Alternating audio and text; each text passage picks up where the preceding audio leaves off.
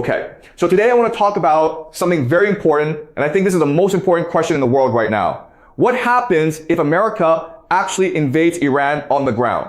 Okay, so right now as we speak, Donald Trump just gave a speech to the American people, and he said, thanks to the progress we have made, I can say tonight that we are on track to complete all of America's military objectives shortly, very shortly. We are going to hit them extremely hard over the next 2 to 3 weeks.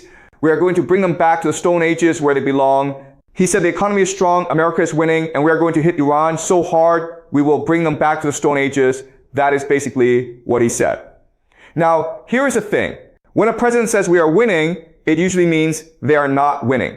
Okay? If you were actually winning, you would not need to say it, right? So that already tells you a lot about the situation. And at the same time, and this is really important, the Secretary of War, Peter Hegseth, came out and announced what he calls the Greater North America Strategy, okay? He says America will now control everything north of the equator, from Greenland to the Panama Canal, from Alaska to Venezuela. He calls it the security perimeter. So you're thinking, wait, America is already fighting a war in Iran that it is not winning, and at the same time it is picking fights with Canada, Denmark, Mexico, Colombia, Cuba. It is threatening to take over Greenland. It just took Venezuela. Why is Trump doing all of this at the same time? People say, oh, he is an idiot, he is chaotic, he has no plan. And today I want to argue the opposite. I want to argue that there actually is a plan, a very specific plan, and once you understand it, everything Trump is doing, including this war in Iran, starts to make sense, okay? But first, let us talk about the ground invasion, because that is what everyone is asking about right now. So let me show you the map of Iran, okay? Iran is a very, very large country. It is about 4 times the size of Iran, with a population of 90 million people. And when you look at the geography, the terrain, you will immediately understand why a ground invasion is one of the most difficult military operations you could ever attempt. On the western side, you have the Zagros Mountains. These are massive. They run all the way from the north down to the south. If America tries to attack from Iraq, which is the most obvious route, they immediately run into these mountains. And mountains are perfect for guerrilla warfare. The Iranians can hide there. They can fire drones and missiles from there. They can vanish into the mountains, and America can do nothing about it. If America tries to attack from the east, from Pakistan, they face massive deserts that are extremely difficult to cross, and they are starting from very far away from Tehran, which is the main target.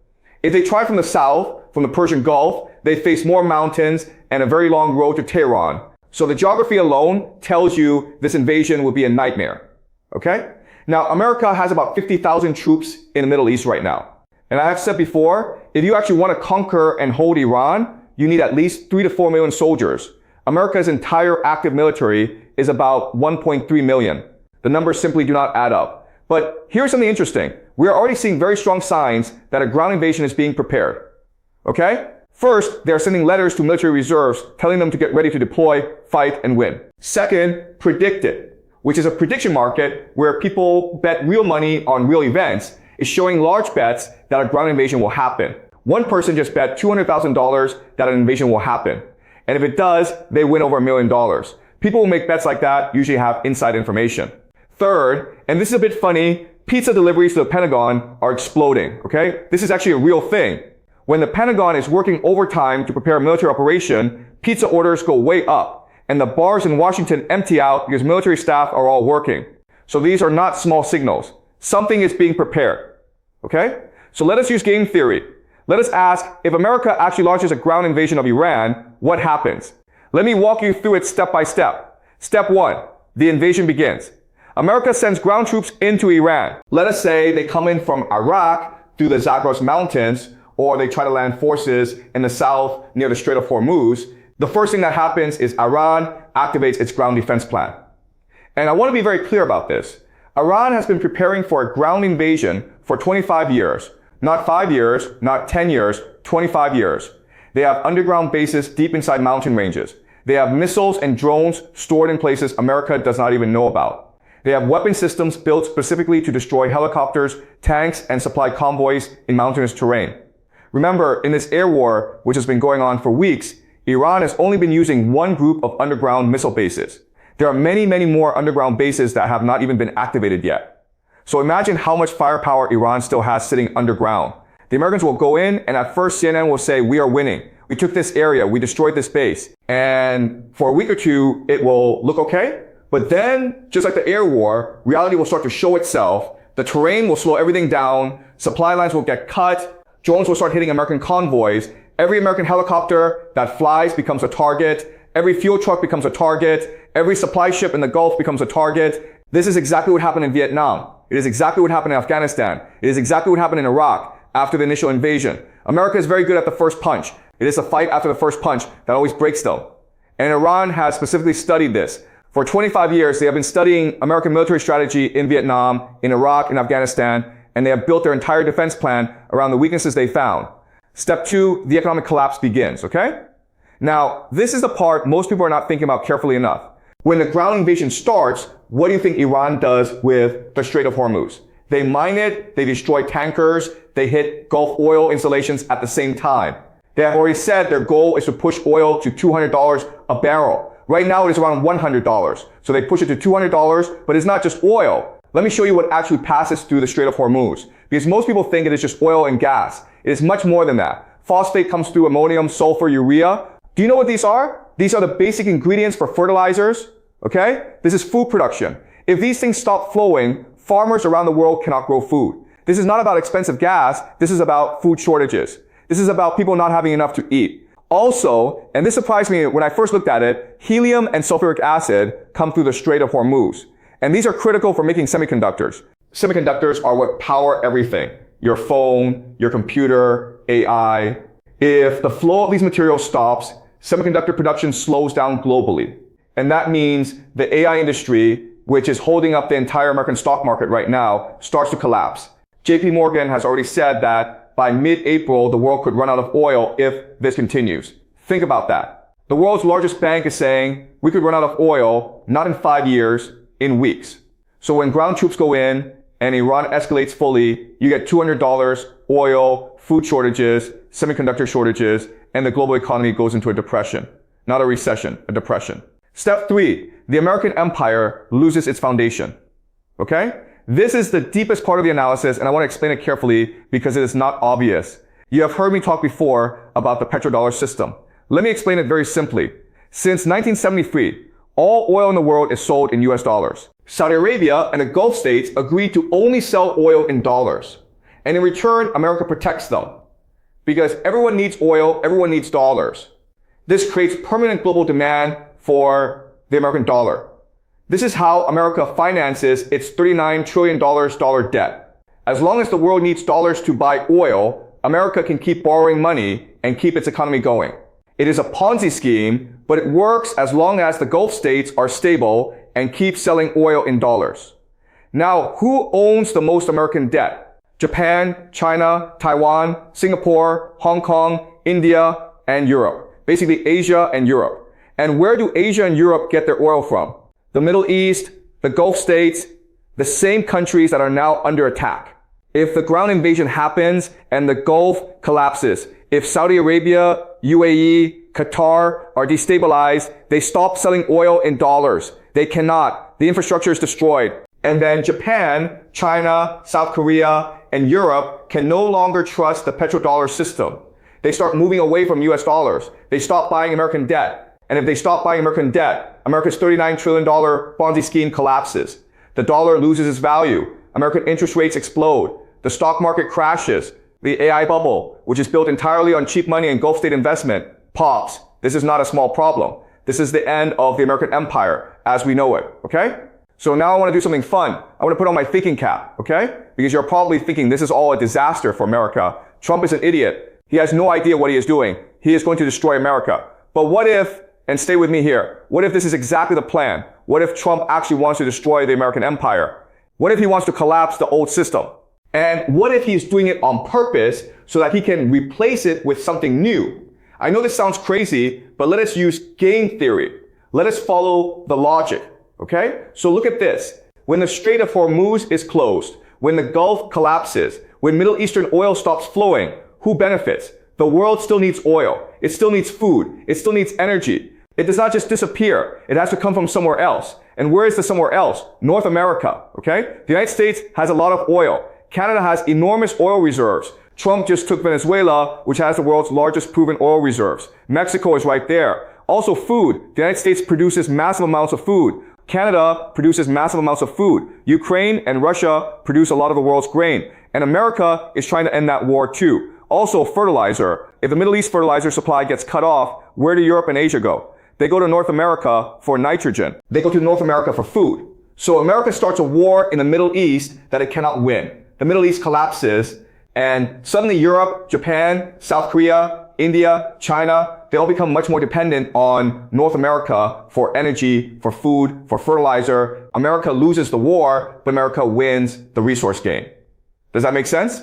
Okay, let's go deeper. Now, why does Trump need all of North America? Why is he threatening Canada, taking Venezuela, fighting over Greenland, threatening Mexico? Because he is building a fortress, okay? Peter Hegseth called it Greater North America. I call it the TechNet. It is a self-sufficient economic bloc. North America has everything it needs: oil, food, water, minerals, manufacturing potential, and two oceans protecting it on both sides. While the rest of the world collapses, while Europe runs out of energy, while Asia fights over resources, while the Middle East burns, North America sits behind its two oceans, sells its resources to desperate buyers at very high prices, and rebuilds itself. This is not Trump's original idea. This is Putin's idea. Putin already proved this strategy works in Ukraine. Let me explain. Russia started this slow grinding war in Ukraine. And everyone said, Russia is losing, the economy is suffering, the soldiers are dying. What is Putin thinking? But look at what actually happened to the Russian economy since the war started. Industrial production went up. Military manufacturing went up massively. Russia started making its own drones. It used to import them from Iran. Now it makes millions of its own. The Russian economy restructured itself into a war economy. And there is a geopolitical thinker. His name is Alexander Dugin, who wrote a book in 1996 called Foundations of Geopolitics. And his argument is this: the Western liberal world order based on individualism, secularism, consumerism, it is going to collapse. Not maybe it will collapse, because it has no soul. It breaks apart families, communities, identities. It turns everything into money. And eventually people reject it. And when they reject it, the whole system falls apart. His advice to Russia was simple: do not try to save the Western order. Let it collapse. Just make sure Russia stays unified through nationalism, through religion, through a strong sense of identity. Build alliances with countries that share these values. And when the global order collapses, Russia will still be standing. Putin read this book and Putin said, you know what? He is right. So let us stop trying to save the world. Let us just make sure Russia survives the collapse better than everyone else. Trump is doing the same thing for America. Trump looked at what Putin is doing and said, actually, that is a really smart strategy. The global order is collapsing anyway. The American empire is collapsing. The dollar system is unsustainable. It is $39 trillion in debt. The inequality is tearing the country apart. The left and right are at each other's throats. This thing is falling apart. So instead of trying to save it, let us control how it collapses. Let us collapse the old American empire on purpose. And from the ruins, build something new. Not a global empire that spends its money protecting everyone, but a fortress. A self-sufficient North America that sells its resources to a desperate world and puts Americans first. This is what Trump means when he says, make America great again. Now, let me also explain what Trump is moving away from, because this is important context. In 1991, when the Soviet Union collapsed, George H.W. Bush gave a speech. He announced a new world order. And he had three big ideas.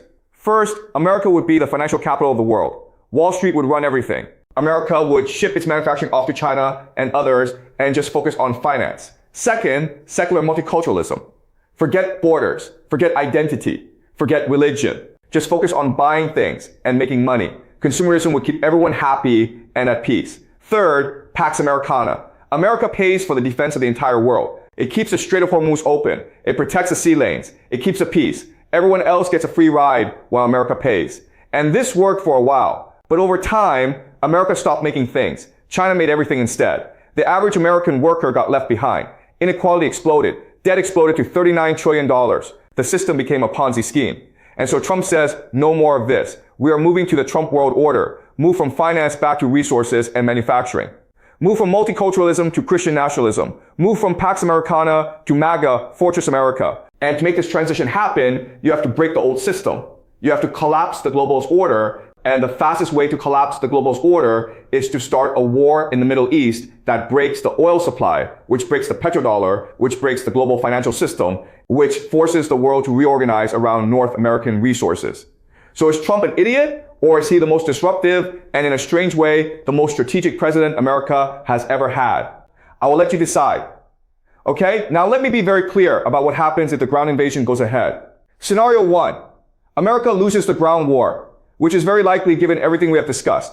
The Iranians push back, American troops get bogged down, the war drags on for years, casualties pile up, political will in America collapses, America is forced to pull out. Result, the American military empire is finished in the Middle East. The petrodollar collapses, the dollar loses its global reserve currency status. The global economy goes into a serious depression.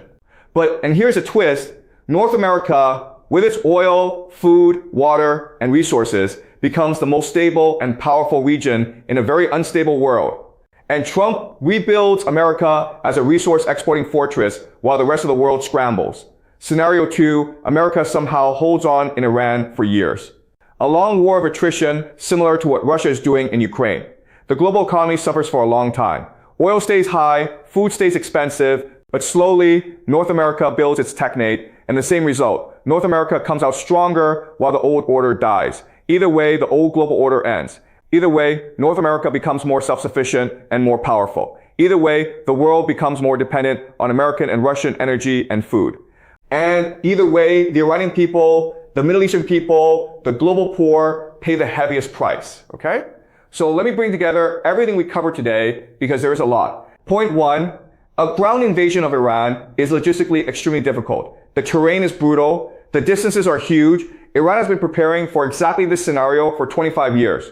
Point 2, if the invasion happens, Iran will escalate fully. Oil goes to $200, and it is not just oil. Food, fertilizers, semiconductors all face shortages. The global economy collapses. Point 3, and this is a key insight, America may actually benefit from this collapse in the long run because the world becomes dependent on North American resources. And Trump uses this crisis to justify building the technate, a self-sufficient North American fortress. Point 4, this is not a random strategy. Putin already proved it works in Ukraine. Trump read the same playbook, Dugin's vision, and is applying it to North America. Point 5, the real question is not whether Trump is an idiot. The real question is, who pays the price for this strategy? And the answer is ordinary people. Americans who get drafted, Iranians who get bombed, people in poor countries who cannot afford food, the global south that had nothing to do with any of this. That is the tragedy of empire. It is always ordinary people who pay, and it is always the powerful who benefit. Okay? So that is my analysis for today. This is not prophecy, this is game theory, this is structural history. I want you to think about this, question it, look at the evidence yourself, and remember, the most important thing is not to accept what I am saying. The most important thing is to build your own framework for understanding how the world works.